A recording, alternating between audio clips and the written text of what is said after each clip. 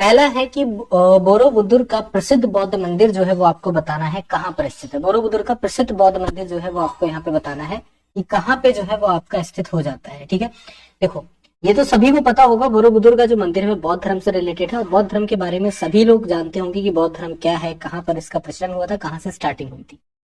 अब इसको यहाँ पर क्या बोला जाता है, इसको महायान बौद्ध मंदिर भी बोलते हैं। ठीक है ना, तो ये भी याद रखिएगा, इसको क्या बोला जाता है, इसको महायान बौद्ध मंदिर जो है ये भी इसका एक नाम हो जाता है। ठीक है ना, चलो बेटा अभी मैथ का भी बताते हैं।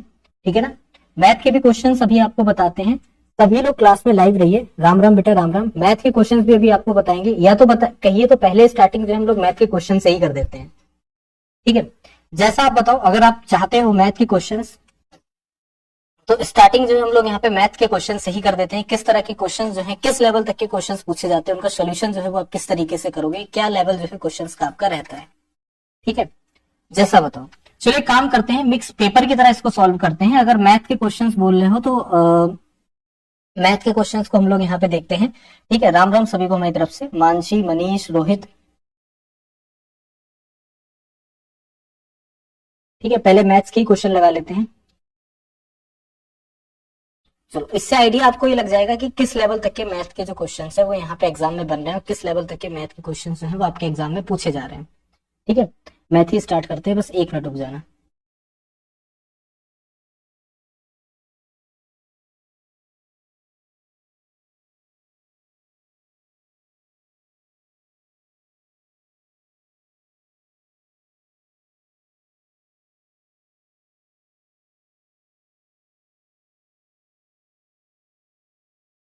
बस बेटा एक मिनट।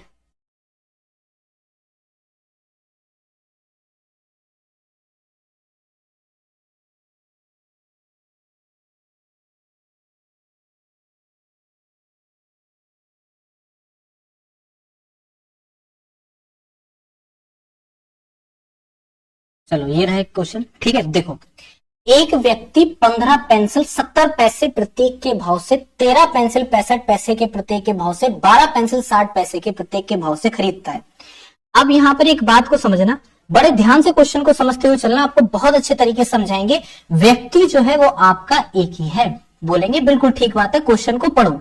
एक व्यक्ति ने 15 पेंसिल खरीदी है 70 पैसे के हिसाब से, तो टोटल उसको पेंसिल कितने की पड़ी है पहले तो यहाँ पे लिखा लो। ठीक है, तो प्रत्येक पेंसिल का औसत मूल्य बताना है। एक बात बताओ, अगर हम यहाँ पे 15 पेंसिल अगर आपकी खरीदते हैं, ठीक है ना, कितने के हिसाब से खरीदते हैं, 70 पैसे के हिसाब से खरीदते हैं, तो टोटल नंबर यहाँ पर क्या मिलेगा भाई, सीधी सीधी बात है, जीरो को भूल जाओ, 15 सत्ते 105 और बाद में आप यहाँ पर क्या करो, एक जीरो लगाते तो कितना हो जाएगा, 1050 हो जाएगा कि नहीं हो जाएगा, जरा ये बताओ। यहां तक क्लियर हुआ आपको कि हमारे कहने का मतलब क्या है? एक एक पॉइंट पे बोलते रहो कि हाँ सर यहाँ पे क्लियर हो रहा है या फिर यहाँ पे कोई क्वेरी आ रही है। ठीक है, क्वेरी कोई भी नहीं आएगी, बस जैसे बता रहे हैं वैसे यहाँ पे समझना। अब 13 पेंसिल जो है वो 65 पैसे के हिसाब से खरीदी गई हैं। अगर 13 पेंसिलें जो है वो यहाँ पे 65 पैसे के हिसाब से खरीदी जाती हैं तो कितनी पेंसिल बनेगी? ठीक है, एक चीज बताओ कि अगर 13 पेंसिल है और 65 के हिसाब से खरीदी जा रही है, 13 का टेबल जरा 10 बार पढ़ोगे 130 होगा, होगा कि नहीं होगा? वही 13 का टेबल अगर आप 2 बार 20 बार पढ़ोगे तो कितना हो जाएगा, 260 हो जाएगा कि नहीं हो जाएगा? 3 बार पढ़ने पे 390 होगा, बोलेंगे बिल्कुल होगा, होगा ना? तो 13 पंजे कितना होता है, 13 पंजे 65, 13 छंग 78, 78 होता है, तो मतलब अगर 60 बार पढ़ना है तो 780 हो गया कि नहीं हो गया, ये बताओ, बोलेंगे बिल्कुल ठीक बात है। अब 13 का वही हाफ कर दो यहाँ पे, तो यहाँ पे 780 13 पंजे कितना हो जाएगा, 65, इन दोनों को जब आप जोड़ दोगे कितना निकल के आ जाएगा, 845 निकल के आ जाएगा कि नहीं, जरा ये बताइए। एग्जाम के अंदर मल्टीप्लाई करने तो नहीं बैठोगे ना, एग्जाम के अंदर शॉर्ट से शॉर्ट वे ढूंढोगे, तभी आप अच्छे मार्क्स जो है गेन कर सकते हैं। कोई दिक्कत यहाँ तक किसी को आई? 12 पेंसिल जो है 60 पैसे के हिसाब से खरीदी जा रही है, तो राजा बेटा 12 पेंसिल जो है वो यहाँ पे 60 पैसों के हिसाब से खरीदी जा रही है। 12 छंग कितना होता है हमारा, 48 होता है, 12 छंग हमारा कितना होता है, 72 होता है, तो कितना हो जाएगा, 720 हो जाएगा कि नहीं हो जाएगा, ये बताओ। अब प्रत्येक पेंसिल का आपको औसत मूल्य बताना है। टोटल नंबर ऑफ पेंसिल कितनी है, 15, 13, 12, 15 में 13 जोड़ दो तो यहाँ पे 28, 28 दो 30 दो कितना हो गया, 40। टोटल पेंसिल का जो नंबर है वो कितना निकल के आ रहा है, तो टोटल पेंसिल जो है वो हमारी कितनी हो रही है, 40 हो रही है। ठीक है, यहाँ पे एक चीज समझना है कि टोटल जो हमारी पेंसिल हो रही है वो 40 हो रही है, और इसका जो कितने में 40 पेंसिल टोटल आपकी खरीदी गई है, तो बोलोगे सर 800 पर 1050, 845, 720, 1050 और 845 को जोड़ दो और यहाँ पे क्या करो 720 को जोड़ दो, कितना निकल के आ जाएगा? तो बोलेंगे सर यहाँ पे हमारा निकल के आ जाएगा 2615। ठीक है ना, कितना? 2615। अब आपको बताना है क्या है, प्रत्येक पेंसिल का मतलब होता है एक पेंसिल का मूल्य बताना है कितना है। हमने कहा ठीक है सर अभी बता देते हैं, 2615 बटा कितना कर देंगे, 40 कर देंगे कि नहीं कर देंगे, जरा ये बताओ। क्लियर यहां तक? कोई दिक्कत या परेशानी? कोई दिक्कत परेशानी नहीं होगी। अब जरा 40 से काट के देखो, 40 से 0 को अभी हटा दो, 4 से काट के देख लो यहाँ पे। ठीक है ना, 4 छक्को 16, 4 पंजे 20, 4 छंग हमारा कितना होता है? तो बोलेंगे सर 4 छंग हमारा हो जाता है यहाँ पे 24 हो जाता है। ठीक है, चलिए 24 हो गया, यहाँ पे बचा 2, 4 पंजे हमारा कितना हो जाएगा? 20 हो जाएगा। तो 65 हमारा यहाँ पर आ गया। अब 65 जब हमारा आ गया तो हम लोग समझ रहे हैं ना, इसके एक बाद में तो नंबर बच रहा है ना। जब 26 61 तक आपका कट रहा है तो एक बाद में नंबर बच रहा है, तो बच रहा है, इसका मतलब 65.375 जो है वो हमारा क्या हो जाएगा? यहाँ पे आंसर हो जाएगा। आया समझ में कि नहीं आया समझ में? जल्दी से सभी लोग बताइए। ठीक है, क्लियर हुआ कि नहीं हुआ, जरा ये बताओ। चलो जल्दी से बताओ, है ना। कोई भी बालक ऐसा जिसको यहाँ पे कोई भी क्वेरी लगी हो, याद रखना ये वो क्वेश्चंस हैं जो आपके एग्जाम के अंदर पूछे जा रहे हैं। ठीक है, इस चीज को याद रखो। ऐसा नहीं है कि क्वेश्चंस अपने पास से बना के लेकर आ रहे हैं, हूबहू ऐसे क्वेश्चंस आपके एग्जाम में आ रहे हैं और पूछे भी जा रहे हैं। 128, 260 और यहाँ पे माइनस का कितना दे रखा है? माइनस का दे रखा है 16। अब बताओ कि भाई इसका जो मान है वो यहाँ पर क्या होगा? क्या लगता है? पूरा का पूरा सवाल जो है वो कुछ आपका इस तरीके का है। ठीक है ना, क्या हो जाता है? इस तरीके का आपका यहाँ पे सवाल हो जाता है, बस और कुछ भी नहीं है। ठीक है, नहीं आया समझ में? खुशी राणा बेटा कहाँ पे नहीं आया था समझ में? उस क्वेश्चन में कुछ था नहीं। ठीक है, पूछ लो जहां पे नहीं आया समझ में। इसको कैसे यहाँ पे सॉल्व करेंगे? हाँ या नहीं में आंसर करा करो। आ गया समझ में तो लिख दिया करो क्लियर है। देखो भाई, रूट का 16 है। ठीक है ना, एक बार फिर से समझ लो। एक व्यक्ति 15 पेंसिल 70 पैसे प्रत्येक के भाव से खरीदता है। ठीक है, 13 पेंसिल 65 पैसे के प्रत्येक के भाव से खरीदता है, 12 पेंसिल 60 के भाव से यहाँ पे खरीदता है। प्रत्येक पेंसिल का औसत क्या है? एक व्यक्ति में खुद को यहाँ मान लो। ठीक है ना, क्या करो यहाँ पे खुद को मान लो। खुद को मानो ऐसे कि यहाँ पे समझ लो कि खुशी है। खुशी यहाँ पर क्या कर रही है? पेंसिल जो है वो यहाँ पे खरीद रही है। ठीक है ना, क्या कर रही है? खुशी जो है वो यहाँ पे पेंसिल खरीद रही है। खुशी ने 15 पेंसिल खरीदी 70 के हिसाब से, 13 खरीदी 65 के हिसाब से, 12 खरीदी 60 के हिसाब से। उसने ये चीज आके हमको बताई। हमने कहा भैया ठीक है तुमने खरीदी, बहुत अच्छी बात है। हमने उससे ये बोला तो ये तो बताओ कि जो हर एक पेंसिल का एवरेज कितना था? एक पेंसिल का जो मूल्य था वो कितना था? हमने उसको पूछा एक पेंसिल का मूल्य कितना था, हमने पूछ लिया प्रत्येक पेंसिल का मूल्य बता दो कितना था। तो खुशी क्या करेगी? खुशी यही तो करेगी, जितनी पेंसिल खरीद के लाई है वो सारी पेंसिल लिख लेगी। टोटल खुशी ने कितनी पेंसिल खरीदी? 40 खरीदी। ठीक, फिर यहाँ पे क्या लिखेगी? रुपए लिख लेगी। टोटल रुपए कितने उसके यहाँ पे खर्च हुए? 2615 पैसे खर्च हुए। प्रत्येक का निकालना है ना, तो 2615 बटा 40 कर दिया। काटना ही तो है, तो काटा कैसे जाएगा? जीरो को यहाँ पे भूल जाओ, मैटर नहीं करता है तुम्हारे लिए जीरो। अगर इसको काट के देखो तब आंसर ही निकल जाएगा। जीरो को हटाओ, 4 से काटो, 4 छंग कितना होता है? तो बोलेंगे 4 छंग हमारा 24 होता है, बचा हमारा 2 यहाँ पे। ठीक है ना, 4 छंग 24 हो गया और यहाँ पर कितना हो जाएगा? 21 हो रहा है। 4 पंजे हमारा 20 हो जाएगा, बच जाएगा हमारा 1, तो यहाँ पे 65 आ जाएगा। पॉइंट लगाएंगे और 4 3 12 हम लोग यहाँ पे कर देंगे, तो हमारे पास 65.375 जो है वो हमारा आंसर निकल के आ जाएगा। समझे कि नहीं समझे? ठीक है, 16 के रूट को खोलोगे तो कितना निकल के आता है? 16 के रूट को खोलेंगे तो हमारा 4 निकल के आता है। रूट में तो हमारे पास कितना रहता है? यहाँ पे 128 रहेगा ही रहेगा। ठीक है ना, 128 रहेगा प्लस, चलो रूट में कितना हो जाएगा? 260 हो जाएगा और माइनस का आपका कितना हो जाएगा? 4 हो जाएगा। ठीक है, कोई दिक्कत या परेशानी यहाँ तक? तो कोई दिक्कत परेशानी नहीं होगी। अब 260 में से अगर हम लोग माइनस कर देंगे 4 को तो कितना बच के आ जाएगा? तो हमारे पास जो नंबर है 256 निकल आएगा। तो रूट में हमारे पास यही नंबर क्या रहेगा? तो बोलेंगे सर 128 प्लस हमारे पास कितना हो जाएगा? तो प्लस हमारे पास यहाँ पर हो जाएगा रूट में 256 हो जाएगा। ठीक है ना, 256। अब 256 किसका रूट है? सोच के देखो जरा, बताओ 256 किसका रूट है? 256 यहाँ पे हो जाता है 16 का स्क्वायर। याद रखना, किसी भी कॉम्पिटिटिव एग्जाम की प्रिपरेशन करो, किसी भी एग्जाम की, तो 1 से लेके 20 तक के स्क्वायर अपनी जुबान पे याद रखना। जैसे यहाँ पे पता है कि 256 किसका स्क्वायर है? 256 इज द स्क्वायर ऑफ 16, है ना। तो यहाँ पे देखो कितना हो जाएगा? रूट में जो है वो आपका 128 हो जाएगा और प्लस हमारा कितना हो जाएगा? यहाँ पे 16 हो जाएगा। वेरी गुड इवनिंग बेटा। अब 128 और 16 को जोड़ दोगे तो कितना हमारे पास बनेगा, तो हमारे पास हो जाएगा यहाँ पे 144, ठीक है, इक्वल टू में आपका कितना हो जाएगा 12 जो है वो हमारा यहाँ पे आंसर बनेगा। समझ गए कि नहीं समझ गए, ये बताओ जल्दी से, ठीक है, हाँ या नहीं में आंसर करिए। आ गया समझ में सभी को? जल्दी से बताया करो, तभी अगले क्वेश्चन पे आगे बढ़ेंगे, फिर उसके बाद में यहाँ पे बैक आना नहीं अच्छा लगता है ना? क्लियर हो गया होगा। अब देखो एक आपके सामने यहाँ पर दे रखा है, टीवी और फ्रिज का जो मूल्य है वो रेशियो में दे रखा है 3:2 के अनुपात में है।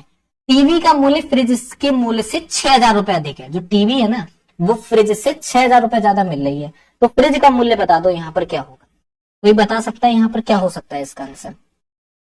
बताओ, किसी को भी पता है? इस क्वेश्चन को लगाए। देखो, पहली बात को अपने दिमाग में हमेशा बैठाल के रखना, ये बात हमेशा बैठाल के रखना कि जो हमको रेशियो दे रखे होते हैं वो एक परफेक्ट नंबर नहीं होते हैं। रेशियो का मतलब होता है कि इतना हिस्सा इसको दे दिया, इतना हिस्सा इसको दे दिया।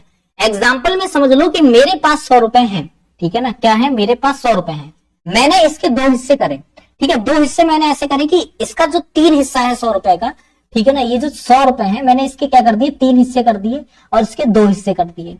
अब बोला क्या मैंने कहा इसका जो 3 हिस्सा है वो यहाँ पे किसके पास है, कृष्णा के पास जो है 3 हिस्से हैं, ठीक है, और यहाँ पे 2 हिस्से किसके पास है, 2 हिस्से हमने यहाँ पर मान लेते हैं, किसी का भी रैंडम नाम ले लेते हैं, मानसी के पास हो जाते हैं। तो कहने का मतलब समझ रहे हो क्या है, हमने बोला है हिस्सा दिया है हमने, यहाँ पे परफेक्ट वैल्यू नहीं बताई है कि हमने कितना दे बैठे हैं, ठीक है, रेशियो का मतलब समझो पहले यहाँ पे।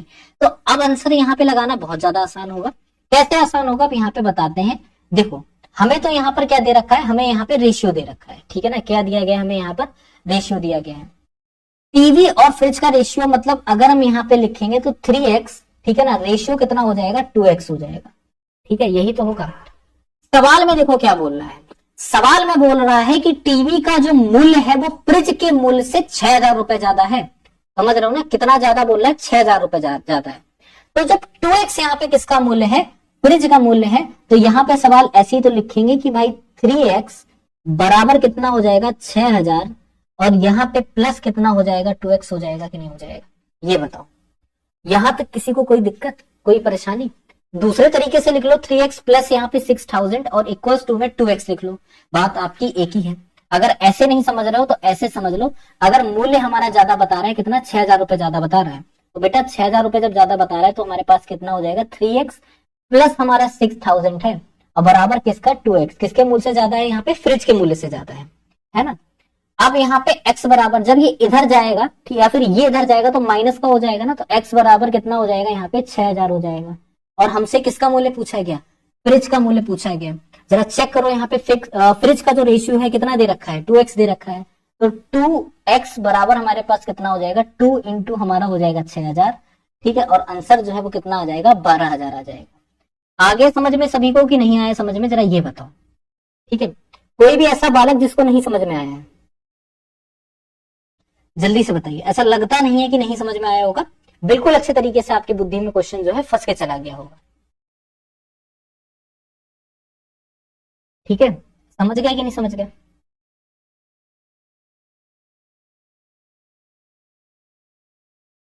चलो अगला क्वेश्चन देखो यहाँ पे, एक कक्षा में 15 लड़कों की औसत आयु 11 वर्ष है। बात को समझना, एक कोई क्लासरूम है, उस क्लासरूम के अंदर 15 लड़के हैं, उनकी एवरेज जो साल, उनकी जो एवरेज उम्र दे रखी है 11 साल है। एवरेज उम्र का मतलब राजा बेटा होता है कि उसमें से नॉर्मली जो एज है वो 11 साल के हैं, कुछ 11 के होंगे, कुछ 10 के होंगे, कुछ 9 के होंगे, कुछ 8 के होंगे, लेकिन 11 के ऊपर के नहीं होंगे। बात को समझो, ठीक है, 11 के ऊपर के नहीं होंगे, 11 तक के होंगे। समझ गए, इतनी सी बात, ठीक। यदि 9 वर्षीय 5 नए लड़के कक्षा में प्रवेश ले लेते हैं, 9 वर्षीय बच्चे जो हैं वो 5 बच्चे यहाँ पे कक्षा के अंदर प्रवेश ले लेते हैं, तो कक्षा में लड़कों की औसत आयु क्या होगी? बता सकता है कोई यहाँ पे कितनी होगी? भाई साहब बहुत आसान है। कैसे आसान है, इस चीज को समझो। यहाँ पे एक बात को बड़े ध्यान से समझो, 15 लड़कों की औसत आयु 11 वर्ष दे रखी है, तो उन 15 लड़कों की जो आपकी कुल आयु है वो कितनी बनेगी? तो बोलेंगे सर 15 लड़कों की जो कुल आयु है वो हमारे पास कितनी हो जाएगी? 145 साल हो जाएगी, ठीक है ना, क्या हो जाएगी? 145 ईयर हो जाएगी। कोई दिक्कत परेशानी यहाँ पे किसी को भी कोई दिक्कत परेशानी नहीं। अब 9 वर्ष के 5 नए लड़के जोड़ दिए गए, इसमें कक्षा में प्रवेश ले लेते हैं। 9 वर्ष के 5 नए लड़के जो है कक्षा में प्रवेश लेते हैं तो कितना हो जाता है, 45 ईयर हो जाता है। अब यहाँ पे कक्षा में लड़कों की औसत आयु पूछ रहा है, क्या होगी। राजा बेटा एक बात बड़े ध्यान से बताना कि टोटल नंबर ऑफ स्टूडेंट्स कितना हो गया, बोलेंगे total number of students class में हो जाते हैं 20। कितने बच्चे हो जाते हैं, कितने लड़के हो जाते हैं, लड़के हो जाते हैं 20। ठीक है, टोटल एज कितनी हो जाती है, एज हो जाती है 210। तो प्रत्येक बच्चे की उम्र कितनी निकल के आएगी, तो क्या कर देंगे प्रत्येक बच्चे की उम्र निकालने के लिए 210 बटा हम लोग कर देंगे 20, 0 से 0 कट। अब यहाँ पे देखो 2 धामन हमारा हो जाएगा 10 और 10.5 ईयर जो है वो हमारा यहाँ पे आंसर निकल आएगा। क्लियर सभी को। ये बताओ कोई ऐसा बच्चा जिसको नहीं समझ में आया, ठीक है, कोई भी ऐसा बालक जिसको ये क्वेश्चन नहीं समझ में आया तो बता दो कि हाँ सर हमको ये क्वेश्चन जो है यहाँ पे नहीं समझ में आया है या फिर ये डाउट यहाँ पे फंस रहा है।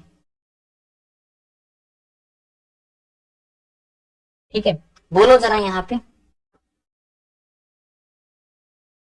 आगे आंसर 10.5 ईयर जो है वो हमारा यहाँ पे परफेक्ट आंसर आपका हो जाएगा।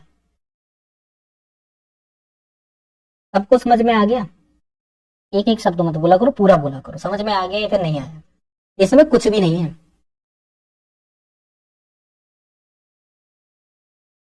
ठीक है, अगले क्वेश्चन पे बढ़ते हैं। अगला क्वेश्चन देखते हैं क्या है। 11 संख्याओं का औसत 12 है, यदि 7वीं संख्या शामिल कर दी जाए तो औसत 1 की कमी हो जाती है, तो 7वीं संख्या बताओ यहाँ पर क्या होगी। ठीक है, चलिए भाई जल्दी से बताएंगे।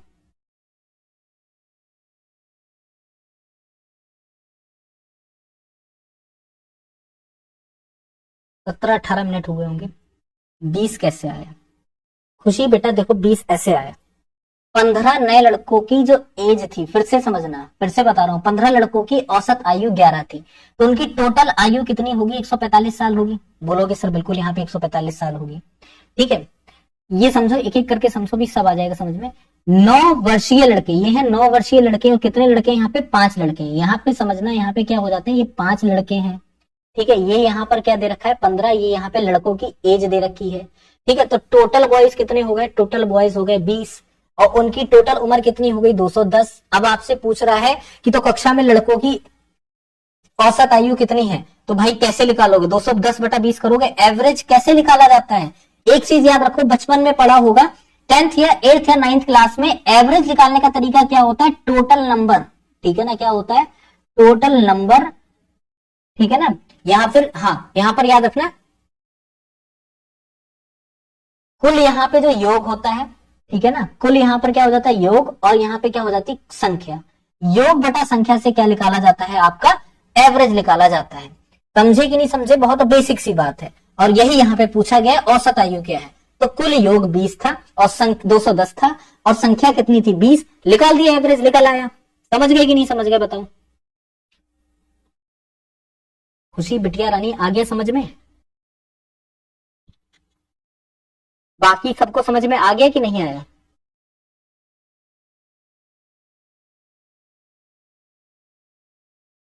मैथ्स वाले सर को एवरेज ही नहीं आता था, कहां से बड़े ऐसे बकवास टीचर से हैं तो तुम ये सोचो जिसको एवरेज निकालना ना है फिर क्या ही कह सकते हैं बेटा। ठीक है, और नहीं हुआ तो दोबारा से देखना थोड़ा सा वीडियो को प्रीवियस करके। 6 संख्याओं का औसत 12 है, समझो क्या बोल रहा है कि जो 6 संख्या है उनका औसत जो है 12 दे रखा है। हमने कहा ठीक है भाई 6 संख्याओं का औसत यहाँ पे 12 बोला जा रहा है। 7वीं संख्या अगर इसमें और शामिल कर दें, 7वीं संख्या और शामिल कर दे तो औसत 1 कम हो जाता है। 7वीं संख्या क्या है ये बताओ। ठीक, कितना आसान हो सकता है सवाल, समझो। 6 संख्याओं का औसत 12 है, आपसे फिर से वही बात है, 6 संख्याओं का औसत 12 दे रखा है, तो 6 संख्याओं का कुल योग कितना होगा। बोलोगे सर कुल योग जो हमारी 6 संख्याओं का हो जाएगा, 6 जमा हमारा यहाँ पे हो जाएगा 12, 12 छंग कितना हो जाएगा यहाँ पे, तो 12 छंग हो जाएगा हमारा 72। कोई दिक्कत यहाँ तक, 12 छंग कितना हो जाएगा 72 हो जाएगा। तो अब यहाँ पे 7वीं संख्या शामिल कर देते हैं। क्वेश्चन में समझो, बोलो, देखो यहां तक सवाल समझ में आया। 11 संख्याओं का औसत 12 है, तो 11 संख्याओं का कुल योग कितना होगा, 11 संख्याओं का कुल योग होगा 72। 7वीं संख्या शामिल कर रहे हैं, 7वीं संख्या क्या कर दे रहे हैं, शामिल कर दे रहे हैं, तो एक एवरेज कम हो जा रहा है। अगर 7वीं संख्या शामिल कर रहे हैं तो एवरेज 11 हो रहा है, तब यहां पर कितना बन जाएगा कुल योग, तो बन जाएगा कुल योग हमारा 77। कोई दिक्कत यहां तक, कोई दिक्कत नहीं होगी। तो 7वीं संख्या बता देनी है क्या है, 6 संख्याओं का औसत 72 था, 7 संख्याओं का औसत आया 77, तो पांचवी सॉरी यहाँ पे 7वीं संख्या कितनी हो जाएगी, 77 माइनस 72, यहाँ पर कितना हो जाएगा 5। यही तो इसका आंसर निकल के आ जाएगा, ए वाला ऑप्शन आंसर क्या हो जाएगा 5। ठीक है, समझ गए कि नहीं समझ गए ये बताओ। ठीक है, ज्यादा दिमाग ही नहीं मारना है, बिना दिमाग मारे तुम्हारा क्वेश्चन जो है वो ऑलमोस्ट आपका सॉल्व हो जाएगा। ठीक है, चले अगले क्वेश्चन पे चले।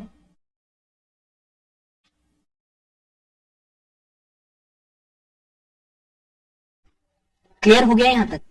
तुम्हें बहुत हल्के हल्के क्वेश्चंस तभी लगवा रहे हैं कि कम से कम तुम्हें समझ में आ जाए, और कुछ नहीं यहाँ पे। ठीक है, समझ में आ जाएगा समझो, फिर सारा का सारा दिमाग जो है ना वो एक जगह पे स्थिर हो जाएगा। ठीक है बेटा, 1 मल्टीप्लाई 11 क्यों होगा राजा बेटा? एक चीज को फिर से समझो, यहाँ पे क्वेश्चन को पढ़ो क्या बोल रहा है, क्वेश्चन की लैंग्वेज समझो और कुछ नहीं करना है। ठीक है, बस लैंग्वेज समझ लो, और पूरे सवाल में कुछ है ही नहीं बेटा, कुछ भी नहीं है। अब देखो क्वेश्चन आपके सामने और है, दूध और पानी के 70 लीटर मिश्रण में 10% पानी है। दूध और पानी का जो 70 लीटर मिश्रण है उसमें 10% पानी है, इसमें कितना पानी और मिलाया जाए कि नए मिश्रण में पानी की मात्रा 37% हो जाए? बता सकता है कोई? बताओ भाई साहब, किसी को भी पता है कितना मिला दिया जाए यहाँ पे? ये थोड़ा सा भयानक लग रहा है तो इसको बाद में लगाओ, पहले आसान वाला सवाल लगा लो। सर के ऊपर से जा रहा है, तभी कहते हैं बचपन में पढ़ा करो, थोड़ा सा ध्यान दिया करो, थोड़ा आसान सवाल लगाओ। यदि 350 का x परसेंट 21 है तो x का मान बताओ क्या है? बहुत आसान सा है। ठीक है, अभी फिर से बता देंगे एक बार, नहीं समझ में आया है पहले आसान आसान लगाओ, थोड़ी सी तुम्हारी बुद्धि तेज चलने लगे ना, तीव्र चलने लगे, तब थोड़े से मुश्किल वाले क्वेश्चन पे आ जाना। अभी आसान लगाओ पहले। ठीक है, देखो 350 का x परसेंट, अगर इसको लिखेंगे तो कैसे लिखेंगे? 350 का x परसेंट 21 है, x का मान बताओ क्या है? बहुत सिंपल सी लैंग्वेज समझना, 350 का x परसेंट कैसे लिखोगे? ऐसे लिखोगे ना, 350 का मतलब जानते हो क्या होता है? मल्टीप्लाई। x परसेंट लिखा हुआ है, अगर हम यहाँ पे क्या लिखते हैं 5% लिखते हैं, तो 5% कैसे लिखा जाता है बेटा? 5/100, ऐसे ही तो लिखा जाता है। अगर मैं यहाँ पे लिखता हूं 2%, तो 2% कैसे लिखा जाता है? 2/100, ऐसे ही तो लिखा जाता है। इतनी बेसिक सी बात पता है? कहो हाँ पता है हमको अच्छे तरीके से। तो 350 का x परसेंट मतलब x बटा यहाँ पर 100। ठीक है, कितना है? ये है आपका 21, तो x का मान पूछ रहा है, बता दो कितना होगा। x का मान बताना है कि आपका क्या होगा, ये बताइए। कॉमन सा क्वेश्चन, कॉमन सा, आपको यहाँ पे कैलकुलेशन और कुछ भी नहीं है। कैलकुलेशन आसान होता है, इस तरीके से काट देंगे, कोई दिक्कत है? कोई दिक्कत नहीं है। चलो भैया ठीक है, क्रॉस मल्टीप्लाई कर दें। क्रॉस मल्टीप्लाई तो राजा बेटा करना आता होगा। क्रॉस मल्टीप्लाई जब हम लोग यहाँ पे करेंगे तो x बराबर कितना मिल जाएगा? 210 बटा हमारे पास कितना हो जाएगा? 35 हो जाएगा। और कितने बार में ये हमारा कट हो जाएगा? हमारा 6 बार में कट हो जाएगा, तो x बराबर हमारा आ जाएगा यहाँ पे 6। समझ गए? तो कहेंगे बिल्कुल सर हम लोग यहाँ पे समझ गए, x बराबर जो हमारा 6 है ये यहाँ पे आंसर हो जाएगा। कोई परेशानी, कोई दिक्कत किसी को भी? ये बताओ मेरे प्यारे रसगुल्लो, यहां तक तुम्हें कोई समस्या उत्पन्न हुई हो तो बोलो कि हाँ सर ये मन में समस्या आ गई, ये नहीं सॉल्व हो पाया। ठीक है, कोई भी समस्या, अगर हल्की सी भी समस्या आ गई हो तो पूछ लो, नहीं आई होगी ना। अब एक सवाल और थोड़ा सा हार्ड लेवल पे बढ़ते हैं। बढ़े? संजय 2 घोड़े यहाँ पे प्रत्येक 500 रुपए में बेचता है। देखो बात को समझो, संजय ने 2 घोड़े यहाँ पर बेचे। नहीं सर समझ, तो बेटा बेसिक बहुत खराब है, बेसिक बहुत ज्यादा खराब है। इसका मतलब आपको जो बेसिक सी कैलकुलेशन है, माइंड मत करना। एज अ टीचर तुमको डांट भी सकते लेकिन डांट नहीं रहे, बेसिक बहुत ही ज्यादा खराब है बेटा। बेसिक को थोड़ी सी स्थिति सुधारो और कुछ भी नहीं है। ठीक है, संजय 2 घोड़े प्रत्येक 500 रुपए में बेचता है। संजय जो है 2 घोड़े हैं और प्रत्येक को 500 रुपए में बेच रहा है। ठीक है, एक पर उसे 10% की हानि हुई, दूसरे पर उसे 10% का लाभ हो गया। उस पूरे सौदे में लाभ होगा या हानि होगा, और लाभ या हानि का परसेंटेज क्या होगा बताना है। ठीक है, क्वेश्चन समझ लो। अब इसमें कुछ नहीं है, तुम्हें लग रहा होगा अरे सर क्या पूछ दिया, मैं क्या करूंगा, मैं ये तो मतलब मेरा दिमाग ही नहीं काम कर रहा है, क्या पूछ दिया सर ने, बराबर हो जाएगा, कुछ नहीं होगा, कुछ भी नहीं होगा, हम तो इसको बराबर करके छोड़ देंगे, कुछ नहीं करेंगे हम। पता है क्या होता है? आप सिर्फ इस पूरे क्वेश्चन को पहले तो पढ़ लो, तब मेरे कहने से पूरे क्वेश्चन को पढ़ लो, अपने मन से पढ़ लो, इसमें कुछ मत देखो संजय ने 500 में बेचा, 400 में बेचे दोनों घोड़े, 600 में बेचे, 1000 में बेचे, लाख में बेचे, कितने में भी बेचे, 10% हानि और 10% लाभ हुआ। ठीक है, एक छोटी सी बात समझो, 10% हानि हुई, 10% लाभ हुआ। पहले क्या हुई, पहले क्या हुई, पहले हानि हुई है। बात को बेसिक सा रूल समझना, एक ट्रिक बता दे रहा हूं बस। पहले क्या हो रही है, बोलोगे सर पहले तो हानि हो रही है, फिर से मेरे साथ में बोलना, पहले तो सर हानि हो रही है। तो जब राजा बेटा पहले हानि हो रही है तो मतलब उसको क्या हो रहा है, यहाँ पे लॉस हो रहा है। चीज छोटी सी बात समझ लो, क्या हो रहा है, लॉस हो रहा है। जब दोनों नंबर सेम दे रखे हो, अगर मान लो यहाँ पर क्या होता, 50% का लॉस होता, ठीक है, 50% का यहाँ पर क्या हो जाता, लाभ हो जाता, तब भी हमारा 1% निकल के आता। ठीक है ना, क्या हो जाता, तब भी हमारा 1% निकल के आता। कोई भी नंबर हो सकता है यहाँ पे 10% की जगह आपका क्या निकल के आ जाएगा, हानि आपकी 1% ही निकल कर आएगी। अगर पहले हानि है, पहले लाभ होता तो 1% आप यहाँ पे लाभ पर टिक लगा देते। बस कुल मिला के क्वेश्चन आपका सॉल्व। समझ गए कि नहीं?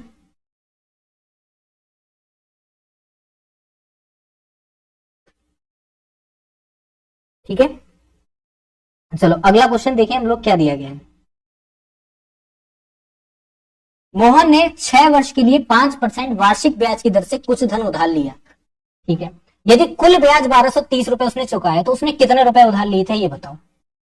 बता सकता है कोई? क्या आंसर होगा यहाँ पे, जल्दी से बताओ। 1230 रुपए वो यहाँ पे क्या करें, उसने यहाँ पे चुकाए हैं कुल ब्याज के रूप में। एक बहुत बेसिक सी बात को समझो, ये है आपका यहाँ पे क्वेश्चन वार्षिक ब्याज का। किसका है, वार्षिक ब्याज। इंग्लिश में वार्षिक ब्याज को बोलते हैं कंपाउंड इंटरेस्ट। क्या बोलते हैं, कंपाउंड इंटरेस्ट बोलते हैं। एक कॉमन सेंस यहाँ पे लगाओगे मेरे साथ में सब लोग, बोलो क्या लगाएं सर यहाँ पे कॉमन सेंस। एक कॉमन सेंस छोटा सा लगा लेना यहाँ पे बेटा, क्या लगा लेना तुम यहाँ पे कॉमन सेंस, कि इसको ऑप्शन की मदद से सॉल्व करना। तब लोग तैयार हो ऑप्शन की मदद से सॉल्व करने के लिए, फिर मैं आपको बताता हूँ क्वेश्चन कितना ज्यादा आसान है।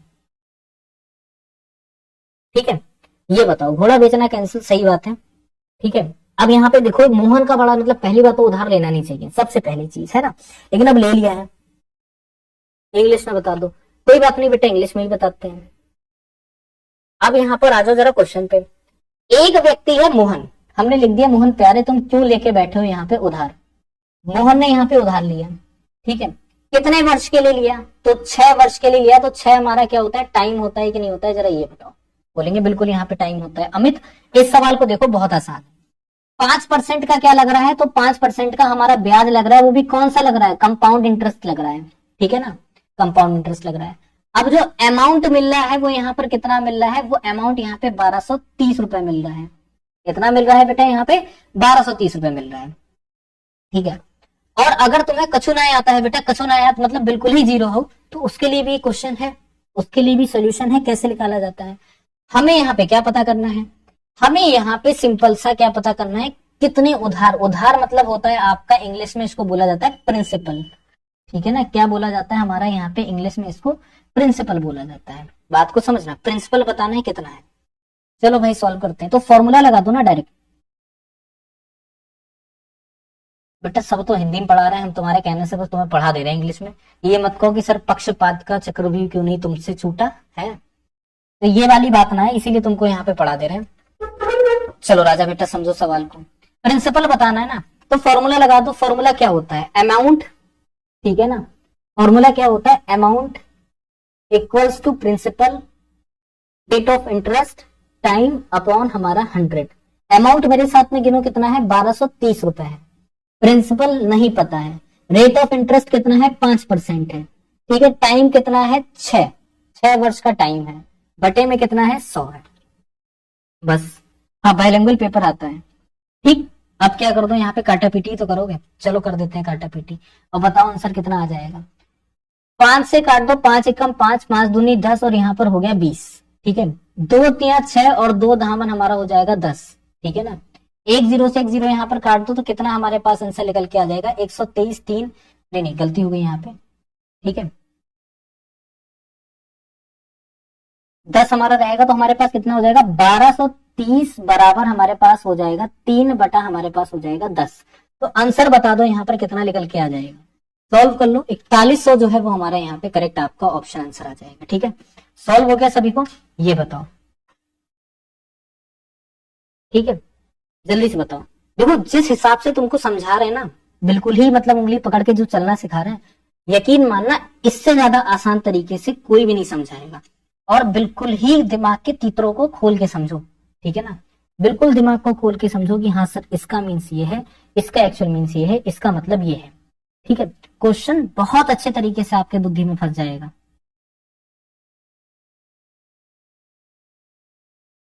ठीक है, नहीं समझ आया सर? कहाँ नहीं समझ में आया बेटा, ये बताओ क्या चीज इस पूरे क्वेश्चन में नहीं समझ में आई, वो चीज बता दो कि सर ये चीज हमको नहीं समझ में आई है, इसको बता दीजिए। अभी और भी क्वेश्चन है मैथ के, इनको देख के मन में डर ना उत्पन्न हो। समझ आ गया, बहुत आसान है, कैलकुलेशन है और कुछ भी नहीं है।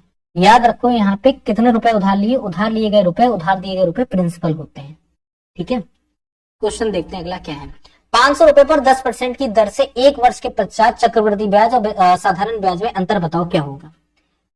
500 रुपए जो है वो यहाँ पर क्या करा गया है, 500 रुपए यहाँ पे जो है 10% का ब्याज लगाया गया, 1 वर्ष के बाद उसमें जो अंतर है बता दो कितना होगा। ठीक है, हाँ योगेश बाबू कैसे? पहली चीज ये समझो चक्रवर्ती ब्याज और साधारण ब्याज होता क्या है, पहले बताएं कि नहीं पता है? चलो आज तुम्हें बताते हैं कि इसका मतलब क्या है। इसका एक सिंपल सा मतलब है, हमने यहाँ पर क्या कर लेते हैं, एक बालक को किसी को पिक कर लेते हैं, हमने कहा भैया योगेश को यहाँ पे लिख लेते हैं, ठीक है ना, क्या करते हैं योगेश को लिखते हैं। अब यहाँ पर क्या है, ये योगेश है, ठीक है। योगेश क्या करते हैं, योगेश जाते हैं किसी से 500 रुपए उधार लेते हैं, बात को बड़ा ध्यान से समझना है। क्या करते हैं, योगेश जाते हैं किसी से 500 रुपए क्या ले लेते हैं, उधार ले लेते हैं। क्या हो गई, उधार ली गई राशि हो गई। बहुत बेसिक सा सवाल है और बिल्कुल बेसिक से समझो। इतनी बात समझ गई कि यहाँ पर क्या करा, योगेश ने 500 रुपए जो है वो आपके उधार ले लिए। ठीक है भाई, योगेश ने 500 रुपए उधार ले लिए। अब जब योगेश ने 500 रुपए उधार लिए तो जिसने उधार दिए, अब यहाँ पे मान लेते हैं कि किसके द्वारा उधार दिए, ज्योति के द्वारा जो रुपए हैं वो यहाँ पे उधार दिए जाते हैं। ठीक है, क्या करा जाता है, ज्योति के द्वारा जो है वो यहाँ पे रुपए उधार दिए जाते हैं। ज्योति ने एक चीज बहुत अच्छे तरीके से बता दी कि 1 वर्ष के बाद मैं तुमसे इस पर 10% ब्याज लगा के रुपया लूंगी। जब तुम मुझे 1 वर्ष के बाद जब रुपए लौटाने के लिए आओगे ना तो उस पर 10% ब्याज लगा हुआ होगा। योगेश बाबू को चाहिए थे, उन्होंने कहा भैया ठीक है लगा दो ब्याज यहाँ पे, ठीक है कोई बात नहीं। अब इन्होंने एक और चीज बोल दी, ठीक है, कि मैं ये तुमसे जो लूंगी ना रुपए, वो चलो ये समझो 10% के ब्याज में तुमसे रुपए लूंगी। उन्होंने कहा ठीक है। 1 वर्ष के बाद ये लौट कर आए, इन्होंने ज्योति को कितने रुपए दे दिए, इन्होंने कहा ये लो भाई साहब, ये लो बहन जी 550 रुपए। ठीक, ये इन्होंने 550 वापस कर दिए। अब ये तो बताया ही नहीं ज्योति ने कि साधारण ब्याज में दिए थे या चक्रवृद्धि ब्याज में दिए थे। चलो कोई बात नहीं। ज्योति बोली काम करो तो मुझे दूसरी साल में आके देना, मैं तुम्हें क्या कर रही हूँ 2 साल के लिए रुपए उधार दे रही हूँ, ठीक है ना, क्या कर रही हूँ 2 साल के लिए, लेकिन इस बार मैं तुमको सीआई लगा के दूंगी। क्या लगा के दूंगी, सीआई लगा के दूंगी। तो उन्होंने कहा भैया ठीक है, इनका दिल मेहरबान तो भैया गधा भी पहलवान। उसने कहा ठीक है भैया 2 साल के लिए लगा रहा हूँ, 2 साल के लिए खुश है। अब वो 2 साल के बाद आते हैं, लेकिन इस बार क्या लगा है, इस बार सीआई लगा है। क्या लगा है, मेरे साथ रिपीट करना है, इस बार चक्रवृद्धि ब्याज लगा है। तो बेटा जब चक्रवृद्धि ब्याज लगा है, पहली साल में जो ब्याज था वो कितना था, 550 रुपए था 10% लगने के बाद, लेकिन दूसरी साल में चक्रवृद्धि ब्याज कितना हो गया। अब जो रुपए पे ब्याज लगेगा वो 500 रुपए पे नहीं लगेगा, फिर समझो 500 रुपए पे ब्याज नहीं लगेगा, वो लगेगा 550 रुपए पे। कितने पर लगेगा, 550 रुपए पर आपका ब्याज लगेगा। तो 550 रुपए पर आपका क्या लगेगा, 10% का ब्याज लगेगा। कितने परसेंट का लगेगा, 10% का लगेगा, 101010। ठीक है, तो 55 यहां पर कितना कर दीजिए, 550 में जोड़ दीजिए। ठीक है, जब 550 में 55 जोड़ दोगे 5 और यहाँ पर हो गया 10, तो यहाँ पर कितना हो जाएगा, तो यहाँ पे हो जाएगा 5 पर 10, तो कितना निकल के आ जाएगा। अब बेटा अपडेट जरूर देते रहो मैच का, ठीक है। बहुत बहुत धन्यवाद आपका कि अगर आप अपडेट दे रहे हो, मैं तो देख ही नहीं पा रहा हूँ इस समय, आपका कमेंट ओपन करके बैठा हूँ। तो 550 और 55 मतलब हमारे पास 605 रुपए बने कि नहीं बने। ठीक है, तो दूसरी साल में जब यहाँ पे ज्योति को रुपए वापस करेगा तो कितने वापस करेगा, 605 वापस करेगा। अब मतलब समझ रहे हो क्या बेटा, पहली साल में जो ब्याज लगता है, चाहे वो चक्रवृद्धि ब्याज लगे चाहे वो साधारण ब्याज लगे, वो होता है सेम। जब दोनों पहली साल में जब चीज यहाँ पे सेम होगी तो क्या उसमें अंतर आएगा कि नहीं आएगा, खुद से बताओ। पहली साल में क्या इसमें कोई अंतर आएगा कि नहीं आएगा, ठीक है बताओ, खुद से तुम बोलो। अगर पहली साल में दोनों ब्याज जो लग रहे हैं वो कितना निकल के आ रहे हैं, 585 निकल के आ रहे हैं, तो उसमें कोई अंतर आएगा, बताना जरा खुद से। इतना तो बेटा बुद्धि होगा, उस बुद्धि का प्रयोग करके बताओ क्या कोई अंतर आएगा कि नहीं। खिचखिचाओ नहीं, ठीक है, जो तुम्हारे मन में आ रहा है वो बताओ। ठीक है, कहेंगे कोई अंतर नहीं आएगा तो ना तो 10 रुपए का अंतर होगा, ना 5 का, ना 6 का, उपयुक्त में से कोई भी नहीं जो है वो आपका आंसर हो जाएगा। आ गया समझ में सभी को? जल्दी से बताओ।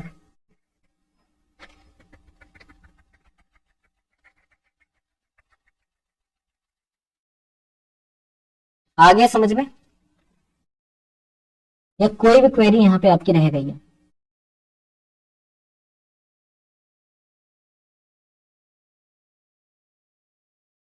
लगता नहीं है कोई कोई क्वेरी यहां पे रहनी चाहिए। ठीक है, वैसे एक बहुत ही तुम्हें आसान सा क्वेश्चन लगवाते हैं। लो आ गया आसान सा क्वेश्चन। ठीक है, जब स्कूटर के मूल्य में 30% की वृद्धि हुई, 20% की कमी हुई तो कंपनी को मुनाफे में कितने प्रतिशत की वृद्धि या कमी आई? बताओ। ठीक है, कितने परसेंट की आपकी कमी आई यहाँ पे या फिर वृद्धि आई है, इतनी सी बात बता दो। ठीक है, क्वेश्चन आपका सॉल्व। देखो हमेशा याद रखो, इसका एक फॉर्मूला होता है। क्या होता है? एक फॉर्मूला होता है।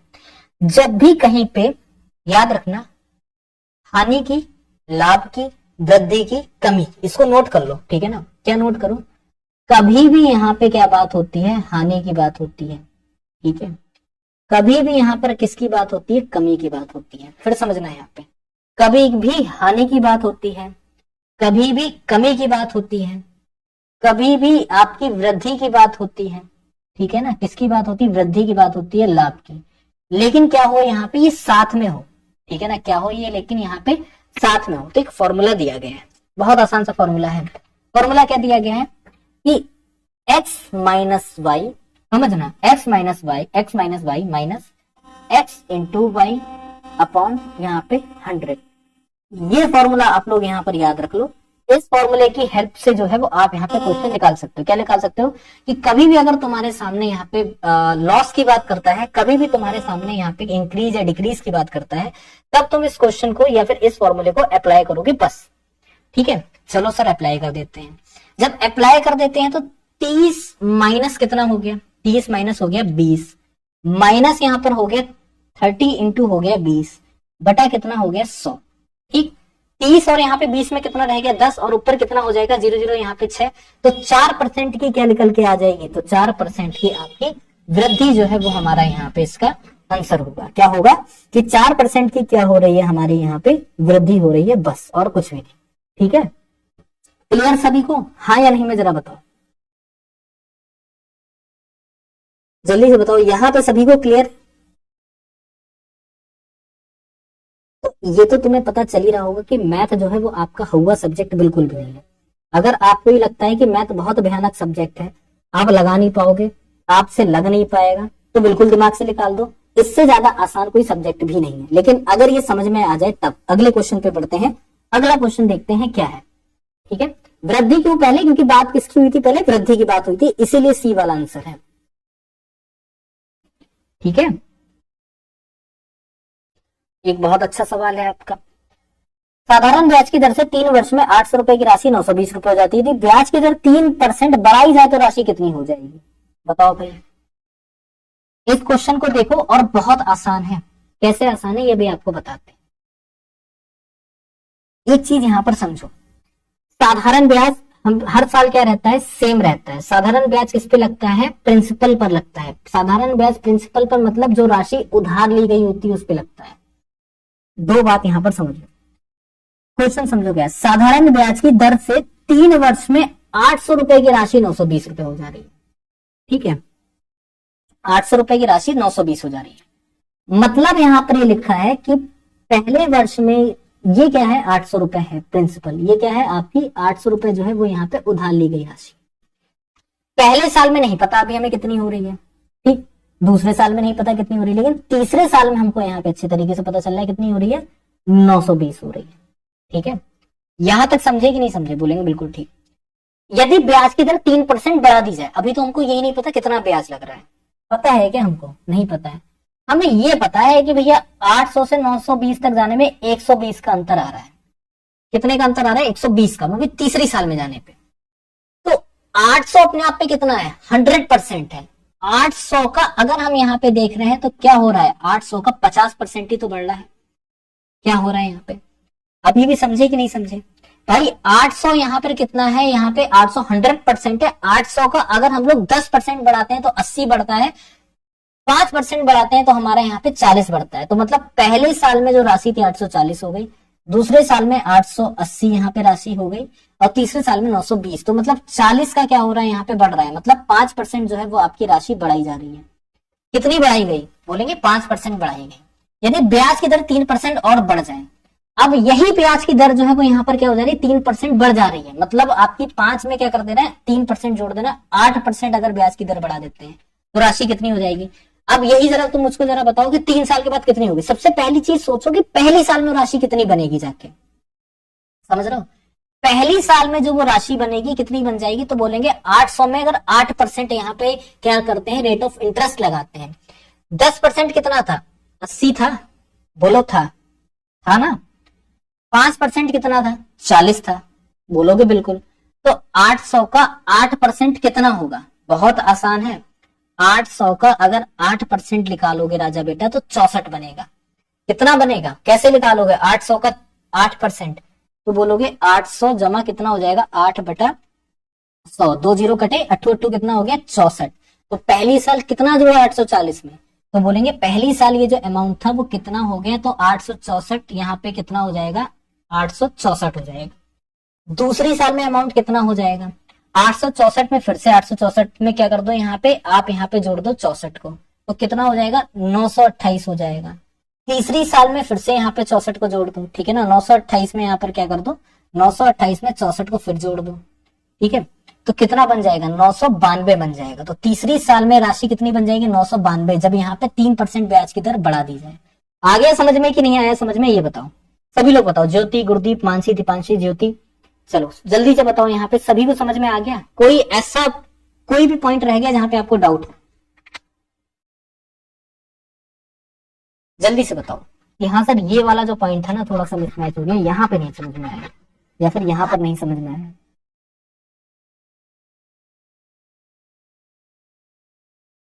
ठीक है, हाँ 922 हो गया।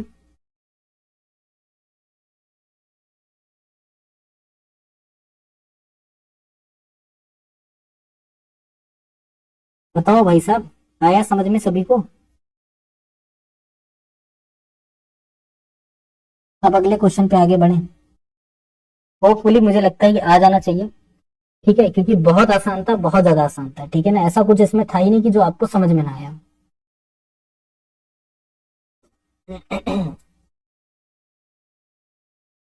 ठीक है ना? अगले एक क्वेश्चन पे आगे बढ़ते हैं, वही बड़ा सिंपल सा आपके लिए क्वेश्चन लेकर आते हैं। चलो ये देखो जरा यहाँ पे, किसी वस्तु के मूल्य में 10% की वृद्धि तथा उसके उपरांत 20% की और वृद्धि हो गई, ठीक है? यदि अंतिम बढ़ा हुआ मूल्य 33 रुपए था तो प्रारंभिक मूल्य कितना था? बात को समझना। राम राम बेटा। अब ये क्वेश्चन बड़ा मतलब पेचीदा लगा होगा, कह रहे होंगे अरे सर वृद्धि वृद्धि हो रही है, अब इसमें क्या करें? समझ में नहीं आ रहा है कुछ। यही तो मन में आया होगा कि सर समझ में नहीं आ रहा है क्या हो रहा है इसमें, है ना? नहीं समझ में आया, हमने कहा कोई बात नहीं, तुम मत समझो, तुम एक बात यहाँ पर समझो। किसी वस्तु के मूल्य में पहले 10% बढ़ गया, समझना। कोई एक वस्तु है, उसका कोई एक मूल्य है, नहीं पता वो मूल्य क्या है, वहां पहले 10% बढ़ा, फिर उसके बाद 20% बढ़ा, और अंतिम बढ़ा हुआ जो मूल्य था वो 33 रुपए था।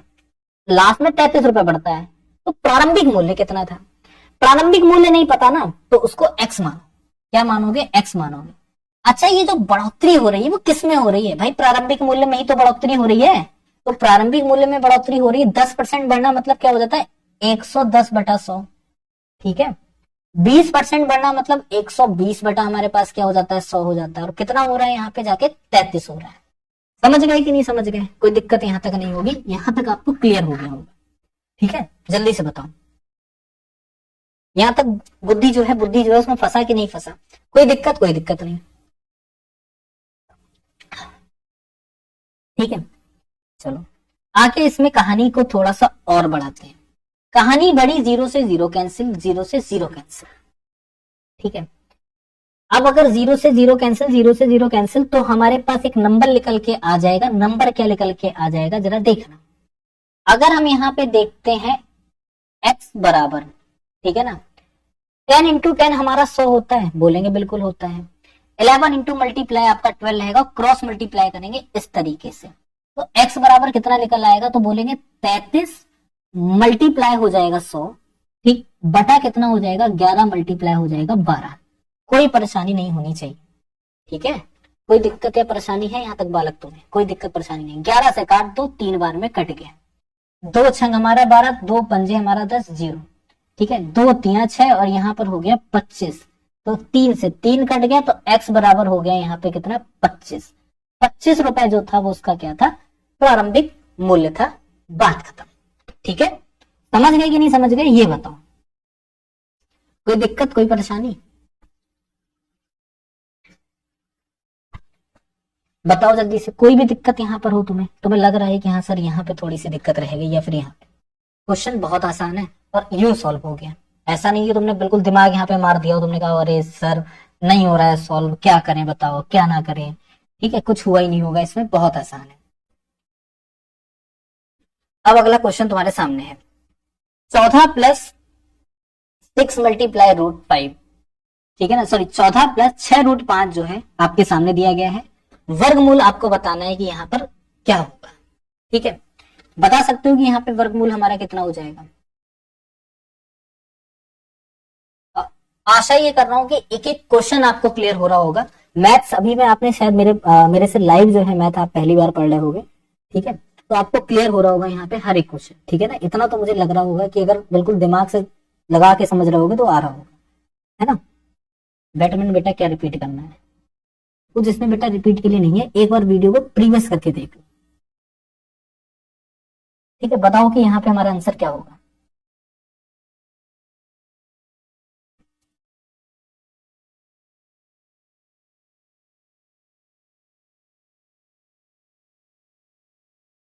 करें इसको सॉल्व,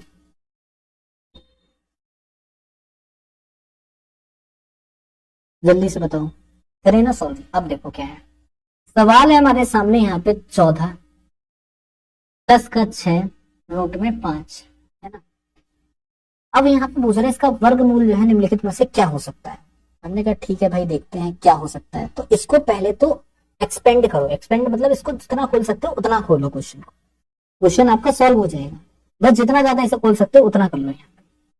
तो ये जो 14 है इसको क्या लिख सकते हैं, 14 को यार ये लिख सकते हैं 9 प्लस 5, भाई 9 प्लस 5 भी तो 14 है। और यहाँ पे इसको क्या लिख सकते हैं यार, तो यहाँ पे प्लस तो प्लस रहने दो, 3 इंटू 2 या फिर 2 इंटू 3 भी इसको लिख सकते हैं, है ना। ये भी तो लिख सकते हैं 2 इंटू हमारा 3 लिख सकते हैं, है ना। रूट में क्या लिख सकते हैं हम लोग, यहाँ पे लिख सकते हैं 5। इतना सवाल बताओ कर सकते हैं कि नहीं? कहेंगे सर बिल्कुल कर सकते हैं, यहाँ तो कोई दिक्कत नहीं है, ठीक है, और होनी भी नहीं चाहिए कोई दिक्कत, ठीक है ना, कोई दिक्कत होनी भी नहीं चाहिए। अब ये बताओ आपको यहाँ पर क्या लग रहा है, भाई ये एक फॉर्मूला बन रहा है, क्या बन रहा है, ये एक आपका फॉर्मूला बन रहा है, ए प्लस बी का होल स्क्वायर, ठीक है ना, प्लस 2ab, ये हो रहा है आपका। तो अगर हम यहाँ पे फॉर्मूले को देखेंगे, ये कुछ सवाल आपके ऊपर से जाएगा क्योंकि स्क्वायर रूट स्क्वायर ये स्क्वायर नहीं पढ़े होंगे आपने, तो हो सकता है क्वेश्चन आपके ऊपर से जाए, ठीक है ना, लेकिन समझा देते हैं आपको। तो ए स्क्वायर मतलब हमारा 3 का स्क्वायर प्लस बी स्क्वायर मतलब 5 का स्क्वायर, वो भी रूट के 5 का स्क्वायर, ठीक है ना, और यहाँ पे इस पूरे का होल ऑफ स्क्वायर, ठीक है, क्या हो जाएगा, इस पूरे का होल ऑफ स्क्वायर हो जाएगा। तो यहाँ पे हमारे पास कितना बचेगा, तो हाँ ठीक है, प्लस का 2ab प्लस का 2a और यहाँ पर कितना हो जाएगा, सॉरी प्लस का 2b, ठीक है। तो कितना बचेगा हमें यहाँ पे 3 प्लस रूट में हमारा जो हो जाएगा 5, इसका होल ऑफ स्क्वायर। तो आंसर हमारा क्या आ जाएगा, 3 प्लस रूट 5 जो है वो हमारा आंसर होगा। ये थोड़ा सा आपको नहीं समझ में आ जाएगा, इसके लिए बहुत बेसिक से जाना पड़ेगा, और हमको लगता नहीं कि इतना बेसिक से आपको समझा पाना और आपका समझ पाना थोड़ा सा यहाँ पे दोनों ही जो है बहुत ज्यादा मुश्किल चीजें पड़ जाएंगी, ठीक है। तो यहाँ तक तो तुम्हें कहो इतना तो हो सकता है कि इतनी मैथ जो है वो तुम्हारे बुद्धि में फंसी होगी, ठीक है ना। अब चलते हैं हम लोग यहाँ पे जीके जीएस के ऊपर, ठीक है, या चले सभी लोग जीके जीएस के ऊपर। ये बताओ या रीजनिंग को यहाँ पे ओपन करके बैठे, क्या लगता है रीजनिंग या जीके जीएस? आज आपसे पूछ के सारे क्वेश्चंस लगा रहे हैं कि भैया ये पढ़ा है, ये पढ़ा है, या फिर ये पढ़ा है।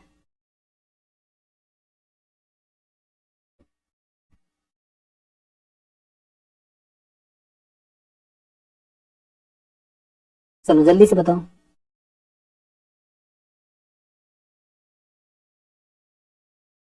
रीजनिंग पे चलते हैं। बोरिंग लगता है क्या जीके जीएस?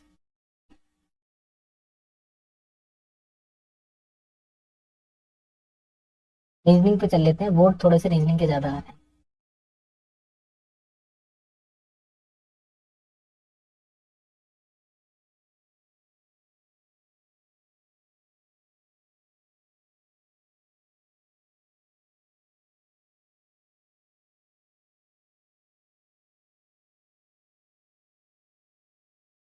चलो आ गए रीजनिंग के ऊपर।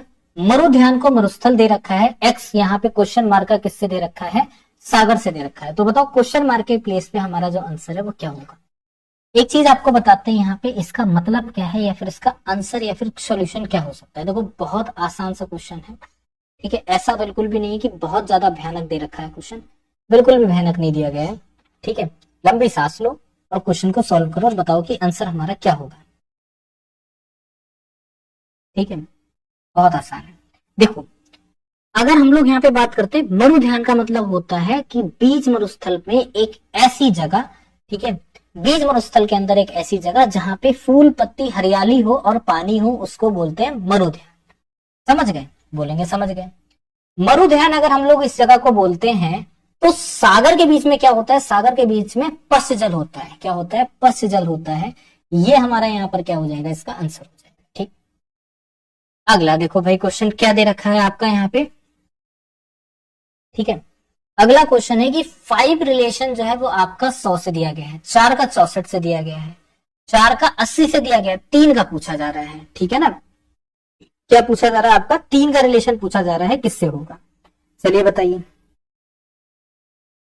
चलिए जल्दी से बताइए कि यहाँ पे जो हमारा आंसर है वो क्या होगा।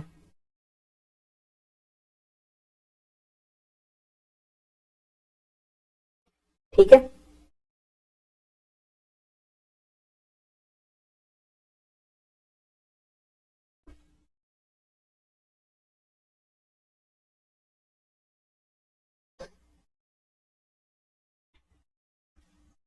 बताओ भाई आंसर बताओ।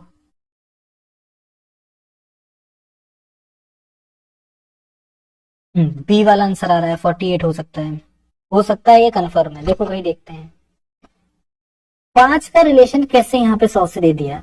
अगर मैं एक काम करता हूँ, मैं यहाँ पे क्या करता हूँ, 5 में 20 का मल्टीप्लाई कर देता हूँ, 100 आ जाता है। पहली चीज क्लियर। चलिए 4 और 64 में देखते हैं, तो 4 में 16 का मल्टीप्लाई करते हैं, 64 आ जाता है। बोलेंगे बिल्कुल ठीक है सर, ये भी समझ गए।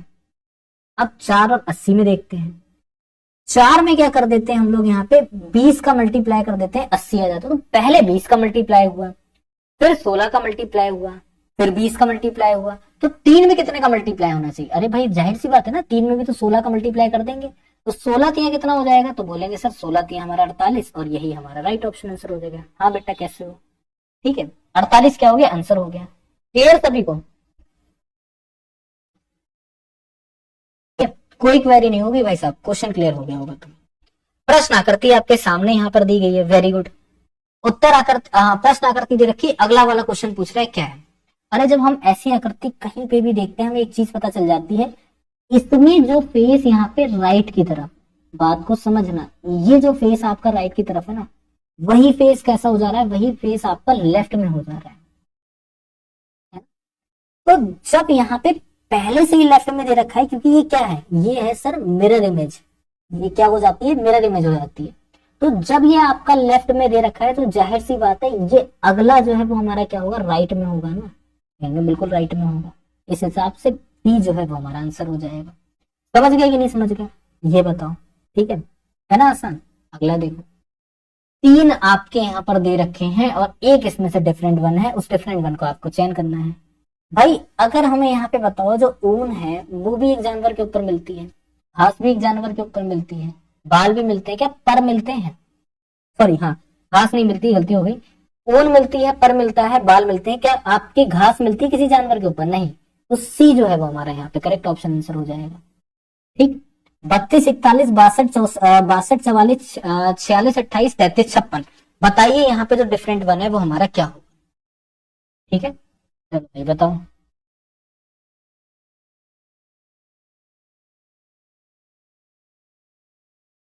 चलिए जल्दी से बताइए।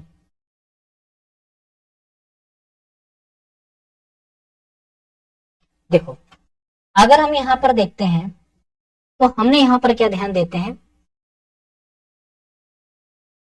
एक मिनट। देखो भाई, 3 और 2 को अगर हमने यहाँ पर जोड़ दिया तो कितना बनता है, 3 और 2 हमारे हो रहे हैं यहाँ पे 5, हो रहे हैं ना 5, बोलेंगे बिल्कुल ठीक बात है। 4 और 1 हम जोड़ रहे हैं तो कितना बन रहा है हमारा यहाँ पे, हो रहा है 5, बिल्कुल ठीक बात है। 6 और 2 हमारा जोड़ रहे हैं, कितना हो रहा है 8, और 4 अगर हम लोग यहाँ पे जोड़ रहे हैं तब हो रहा है 8, ठीक है ना। 6 और 4 हमारा कितना हो रहा है, तो 6 और 4 हमारा हो रहा है यहाँ पे 10, और 8 और 2 हमारा कितना हो रहा है यहाँ पे, तब भी हो रहा है 10। तो 3 और 3 हमारे पास कितना हो रहा है, ये हो रहा है 6, और 5 और 6 कितना हो रहा है, तो बोलेंगे हो रहा है 11। तो डी वाला ऑप्शन आ जाएगा हमारा। ठीक है, डी जो है वो हमारा क्या होगा, डिफरेंट वन होगा बस। ठीक है ना। अगला देखो, IJNR JCFI QTWZ GJMP, यहाँ पे डिफरेंट वन बताना है क्या है। हर एक क्वेश्चन क्लियर हो रहा है सभी को, ये बताओ पहले तो कि हाँ सर एक एक क्वेश्चन जो है हमें यहाँ पे क्लियर हो रहा है अभी तक, मैथ से लेके यहाँ तक। फिर भी आपको जो सेशन है बहुत ज्यादा इजी लगा होगा, ठीक है ना। आप कैसे हो सोनालाल, है ना। इनमें ऐसा नहीं लगा होगा कि बड़े भयानक से क्वेश्चन सर पूछ बैठे हैं कि लग ही नहीं रहे हमसे, क्या करना है क्या नहीं करना नहीं पता चल रहा है ना। आई से जे तक जाने में कितना हो रहा है, बोलेंगे प्लस का हो रहा है 1, है ना, क्या हो रहा है प्लस का 1। जे से एन तक जाने में क्या हो रहा है, तो बोलेंगे सर यहाँ पर हो रहा है हमारा प्लस का 4, ठीक है, क्या हो रहा है प्लस का 4। एन से आर तक जाने में कितना हो रहा है, तो एन से आर तक जाने में हो रहा है हमारा प्लस का 4, ठीक है ना। यही तो है 1 4 4। ठीक, अब यही आ जाओ यहाँ पे, जेड से सी तक जाने में कितना हो रहा है, प्लस का 3। सी से एफ तक जाने में प्लस का 3, एफ से आई तक जाने में आपका प्लस का 3।